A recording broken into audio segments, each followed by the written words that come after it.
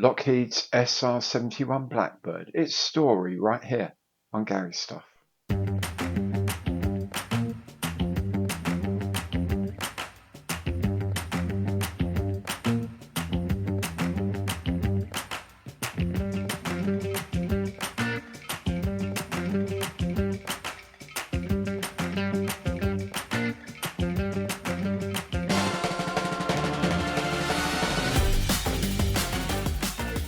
Hi there, I'm Gary. Welcome to my channel. Welcome back if you've been here before. Today is History Day on the kit of the week, and that kit is the Hasegawa SR-71 Blackbird egg plane. Now, if you're thinking about getting one, just want to know what's in the box, then a box opening video is already available. And if you want to know how to put one together, perhaps you've got one already, then the build video is coming up very soon. How will you know when it arrives? Well, best thing to do is to subscribe to the channel, hit that bell, and you'll be notified of all my future videos as they turn up. And of course, anything on my channel you like, please do remember, Imperial thumbs up on the like button below, because every like counts. And if you want to offer a bit more concrete support to the channel, you can do it through super thanks, through becoming a channel member, or indeed through any of my online partner programs, or like Mark Saunders, send me a kit to make. Thanks very much, Mark. This one's for you, buddy. Okay, let's not hang around any further and start a look at the history of the SR-71 Blackbird.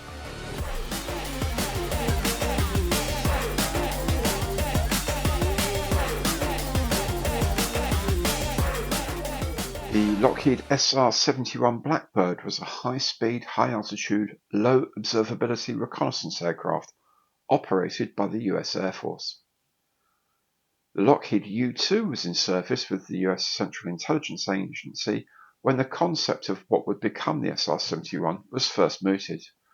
The new aircraft had to be much faster and operate at higher altitudes to counter the threat of surface-to-air missiles, such as the one that shot down US pilot Francis Gary Powers.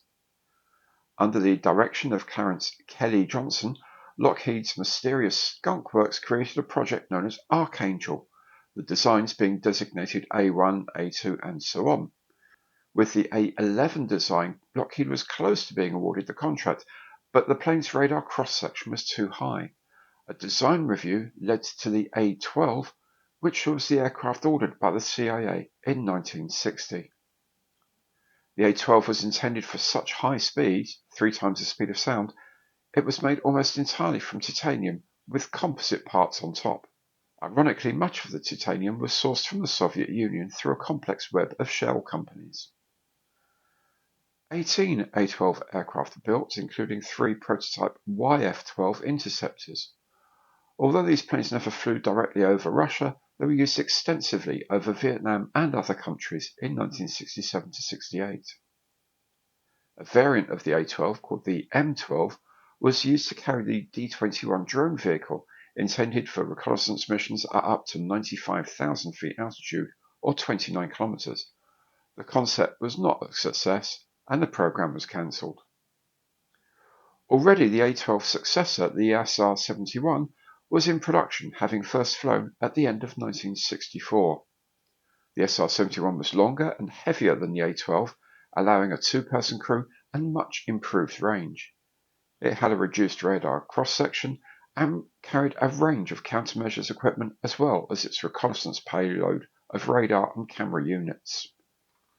The SR-71 entered service in 1966 with the US Air Force. It routinely operated at altitudes just under 26 kilometers, or 85,000 feet, at speeds of Mach 3.2, around 2,100 miles an hour. It would take off with a reduced fuel load to minimize stress on the undercarriage and to give a safety margin in the event of engine failure. It would then climb to meet a tanker, the KC-135Q, specially modified to refuel when flying close to the tanker's maximum airspeed and to handle the aircraft's special JP-7 fuel. The SR-71 would then accelerate and climb up to its operating altitude for the mission. Crews operated wearing full pressure suits, and the cockpit had powerful cooling systems to protect them from the frictional heat on the windscreen. Heating caused all of the panels to expand, so on the ground they fit loosely together, allowing fuel to leak out. In 1974, an SR-71 flew from New York to London in just under 1 hour 55 minutes. That's including slowing down to refuel in mid-Atlantic. Then in 1976, an SR-71 took the absolute airspeed record for air-breathing manned vehicles at a staggering 2,193 miles per hour, 3,529 kilometers per hour, approximately Mach 3.3. That record stands to this day. Blackbirds continued in service until 1989, were briefly reactivated in 1993, until finally being retired in 1998. 2 aircraft were taken on by NASA to perform high-speed research for a further year. Of the 32 SR-71s built, 12 were lost to accident, but none to enemy action, and only 1 crew fatality occurred. The remaining aircraft are still preserved in museums around the world.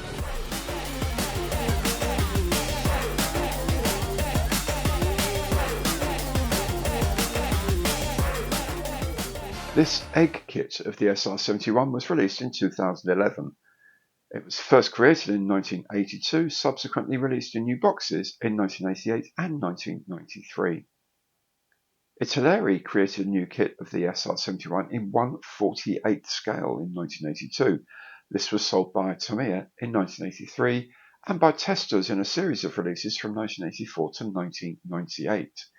Italeri themselves made a new parts release from their own kit in 1983 of the proposed YF-12 Interceptor.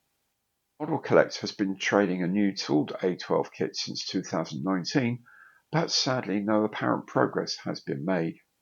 Revell created their own new tooling of the SR-71 in 1/48 in 2021. The kit comes with a stand and room to display the engines too. To 1/72nd scale, and Revell again made their own kit, this time of the YF-12 Interceptor all the way back in 1966. In 1967 this was changed to the SR-71, and the kit was sold in various boxes until 1981. Along the way it was sold in various guises by Revell Japan, AHM, Takara, Advent, Ladella, and Kikale. Hasegawa created a kit of the Blackbird in 1981 and have released it a dozen more times since then, more recently in the markings of the absolute airspeed record-breaking aircraft. Monogram entered the 1/72nd scale game in 1984 with their kit. This was marketed by Revell Estrella in the 1990s and by Revell itself from 2002. Academy made a 1/72nd scale kit in 1985. This has been sold in various boxes up to the present day, with the 2021 release still available. This was also marketed by Modelist from 2001. The SR-71 was also sold by Kiddieland in 1991. In 1998, Trumpster released their new mold kit of the SR-71. This was also sold by WSN at the end of the 90s and by Mini Hobby Models in the early 2000s. On to 1/144th scale, LS entered the frame in 1980 with their new moulding. This was subsequently sold by AMT from 1991 and by ARRI in 1993. Dragon brought out their 1/144th scale kit in 2012. This was picked up by Platts in 2021. Lindbergh created a very early kit in 1975 called an SR-71, but appearing to be closer to the A-12. The kit was sold through to the 1980s without much improvement. Finally, Ace Hobby Kit created the 1/288th scale kit in 1988. This was resold by Revell, Hobbycraft, and Tsukuba Hobby.